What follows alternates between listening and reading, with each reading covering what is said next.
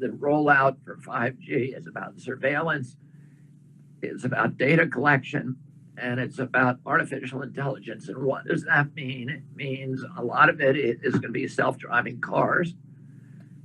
Today, more than 40% of the jobs in America prior to COVID, 40% of the jobs were driving cars. Involved driving. So all of those people are going to be out of work.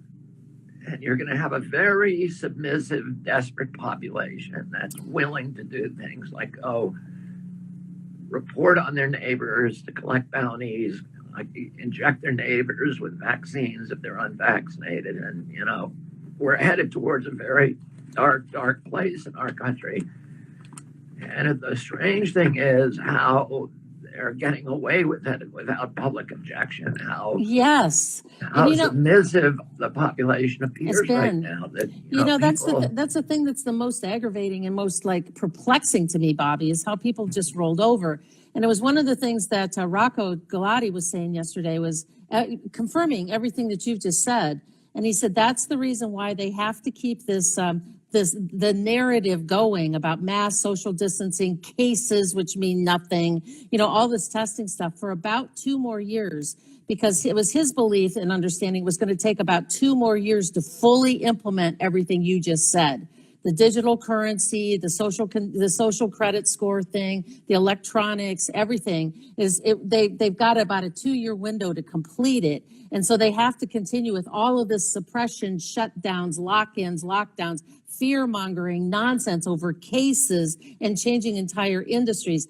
He felt like that he had read somewhere that within the next 15 years that there's going to be somewhere about 4 billion people on the planet unemployed.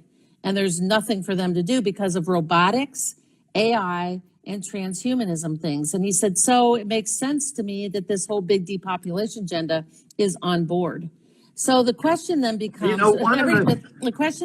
everything you do, I do, Dell does, Rashid does. Are we in the fight? Can we win this? Can we get ahead of the curve?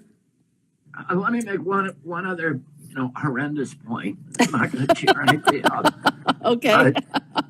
I just brought it to mind as you were talking that you've seen that diabolical Microchip app that Microsoft patented, and it's really bizarre because I think it's called it's the patent number 666 or something. It really it appeals to all the the kind of revelations imagery that we're dealing with, this dystopian, biblical, apocalyptical, insanity. This app is a subdermal chip and the monitors. It has an EEG capacity, an EKG capacity. It monitors adrenaline flows and all that, and excitement, heart rate, breathing rate, all of these things. This chip, and the chip, the patent, and this is not me saying this. This is Microsoft's application, and anybody can look this up. I've written about it on my Instagram.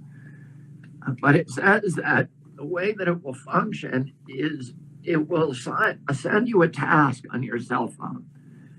In other words, the task could be walk down this aisle of the grocery store, look at this ad on TV, listen to this music video, and then it will monitor your response. You get the assignment on your cell phone, and when you complete and it may be take a vaccine, whatever it is, it then pays you for doing that task with a cryptocurrency payment. So, you look at that and you say, who in the world would ever do that? Nobody's going to do that. But then you think, well, when we have 50% unemployment and people are starving to death, that's going to be income for people. And of course they're going to do it. And, people are going to install that kind of stuff in their bodies, and they're going to take whatever money they're given by these companies to do these little tasks that multiply and amplify their slavery. And that is sort of a classic picture of transhumanism, because it literally makes us part machines, and it makes us totally responsive to these domineering corporations and government officials who can order huge numbers of people to do certain things. To have, if you get that chip in enough people, and then you tell them, here's your assignment, your neighbor didn't get vaccinated, all of you go over and stand in the lawn until they do, with torches and pitchforks. They've got, of course, that is speculative, but they will have the capacity to do that.